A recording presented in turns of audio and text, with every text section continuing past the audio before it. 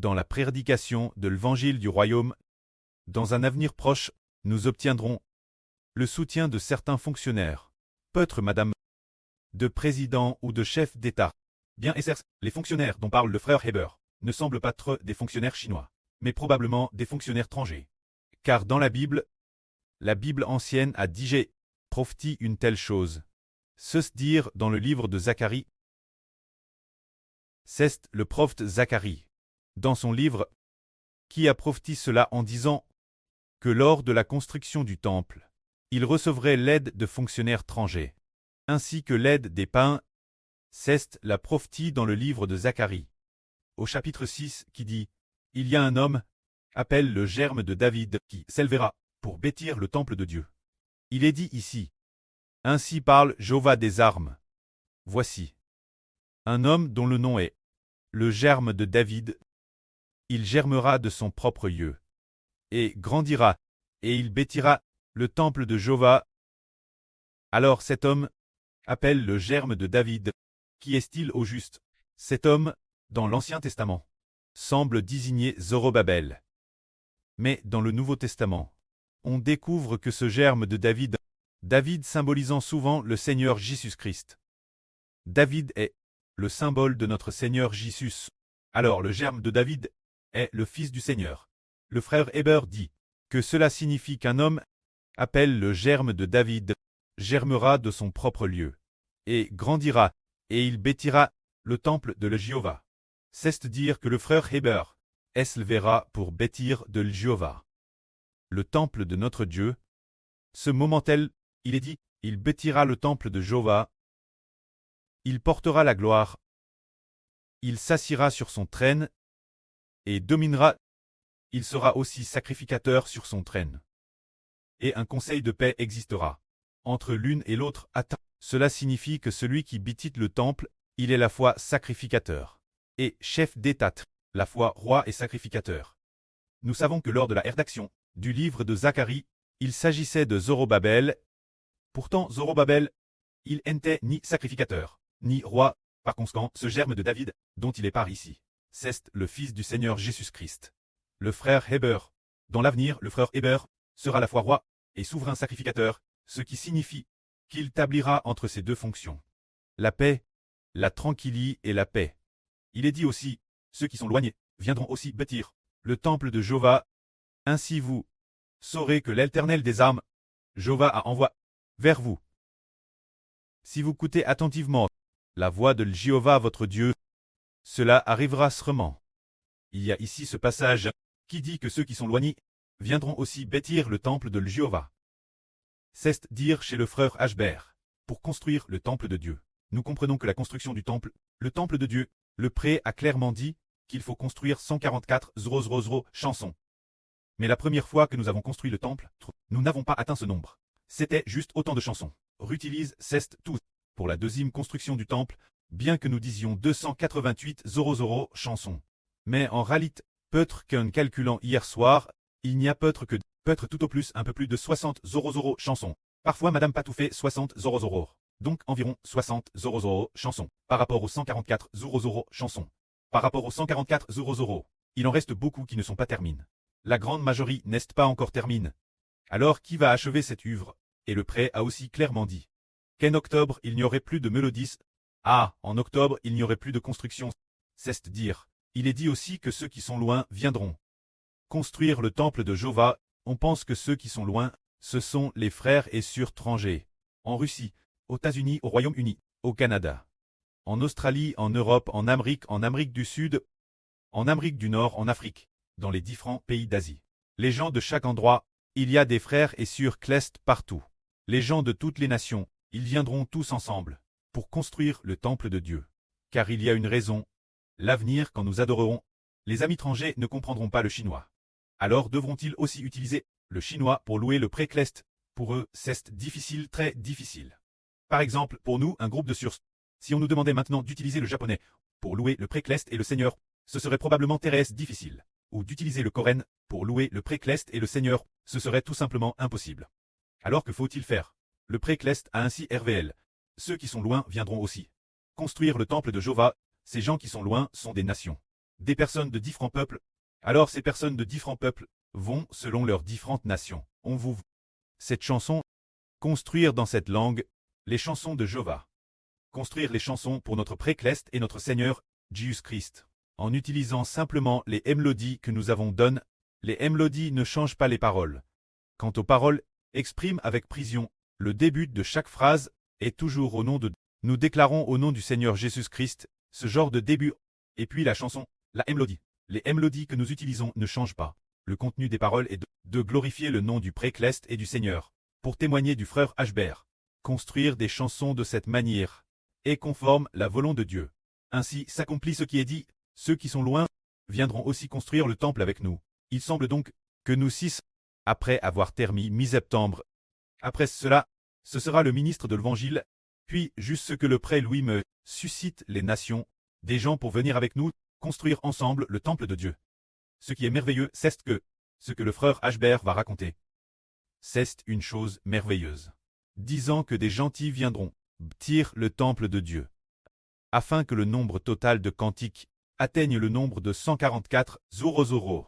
Concernant cette affaire, il y aura des monarques gentils, ces chefs d'État gentils, des présidents ou des chefs de gouvernement. Ces dirigeants nationaux vont nous aider, nous les frères et sœurs, car lors de la construction du temple dans l'Ancien Testament, précisément dans le livre d'Esdras, lorsque Zorobabel construisait le temple, une telle chose s'est produite. Tout d'abord, il y a eu un monarque gentil nommé, ce monarque Cyrus, qui a promulgué un décret national ordonnant aux Israélites de quitter Bagdad, la capitale de Babylone, pour retourner Jérusalem afin de bâtir le temple. C'était l'empereur de l'époque, l'empereur de Perse Cyrus. Ce Cyrus, il a ainsi promulgué le décret de Elta en disant de l'empire perse. L'empereur Cyrus a eu Jéhovah Dieu qui a touché son cœur.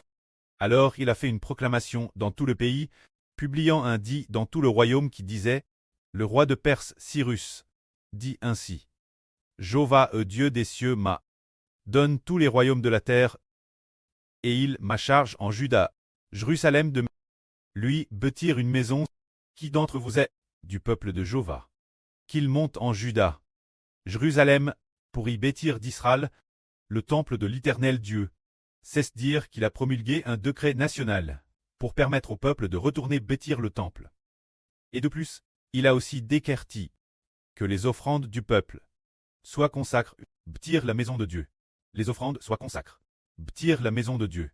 C'est le tout premier monarque gentil qui a soutenu les Israélites, le retour des Juifs pour bâtir la maison de Dieu, le premier monarque gentil. Se dire Cyrus de l'Empire perse. Alors nous disons que Cyrus de l'Empire perse pourrait bien symboliser aujourd'hui. Le président américain Donald Trump pourrait symboliser le président américain Donald Trump, dès qu'on parle de dirigeants de pays.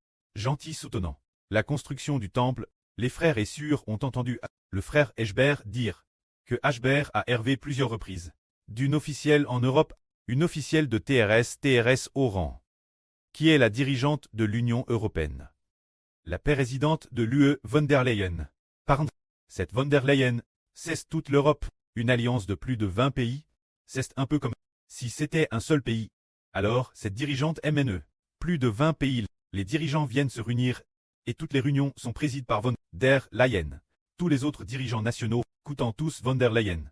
Et le prêtre de von der Leyen a dit quelle était notre sûr, et a dit que nous avions ouvert une avenue de vie, une avenue de bénédiction. Ce chemin de bénédiction, c'est le frère Hébert, la sœur Jaouane, ainsi que les frères et sœurs, qui l'ont ouvert ensemble, et puis, il est dit aussi que ce chemin a une grande relation avec la sœur von der Leyen. C'est de dire que ce chemin est le chemin de l'Évangile.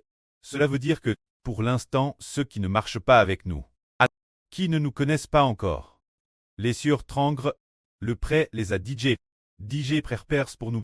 Ainsi parlant, l'étranger, se dire les gentils, construisent le temple avec nous. Il y a aussi des gentils qui soutiennent l'œuvre de l'Évangile. Concernant le livre de Zacharie, ici il s'agit de ce livre d'Esdras, qui rapporte un tel événement.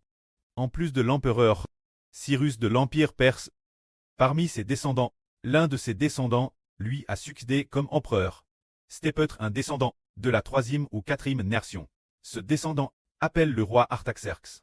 C'était peut-être son petit-fils ou son arrière-petit-fils. Le roi Artaxerxes a promulgué un décret national pour soutenir les Juifs dans la reconstruction du temple. À l'époque, la construction du temple a pris beaucoup de temps sans très achevé. Alors, l'empereur de ce pays a promulgué un décret disant, cet empereur a dit qu'il ferait don de l'argent de Elta. 100 talents d'argent, soit 3,42 kg.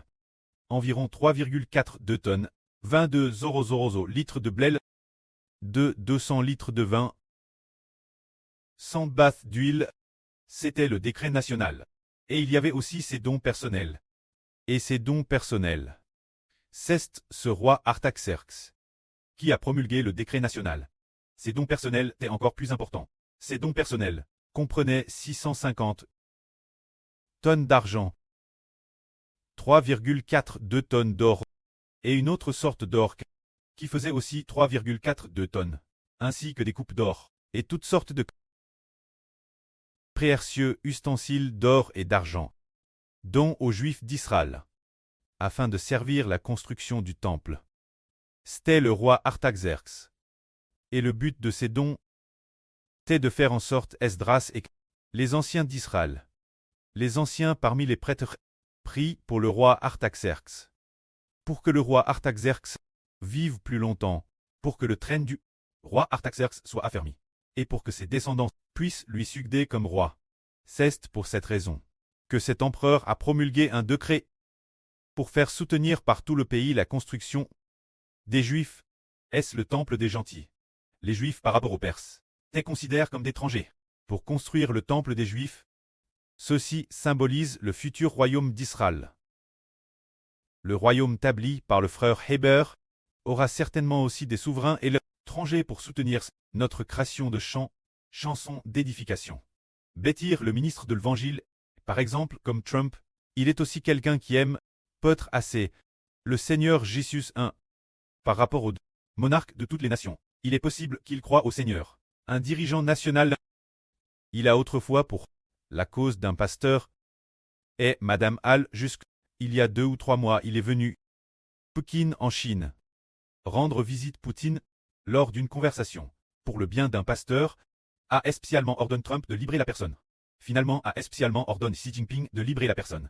Effectivement, Xi Jinping a libre ce pasteur en lui permettant de quitter la Chine, plutôt que d'être en prison. On peut donc voir que, lorsque les souverains de toutes les nations savent que le frère Héber est le fils du Seigneur Dieu, il y aura certainement de la part du pré, le Seigneur qui pousse ceux qui croient au Seigneur.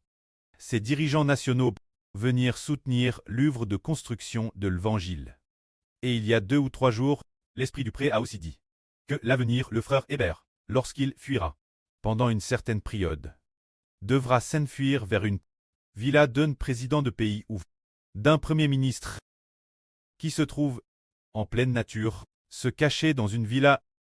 Ainsi, en se cachant dans la villa du président, il bénéficiera certainement de la part de ce président d'une protection secrète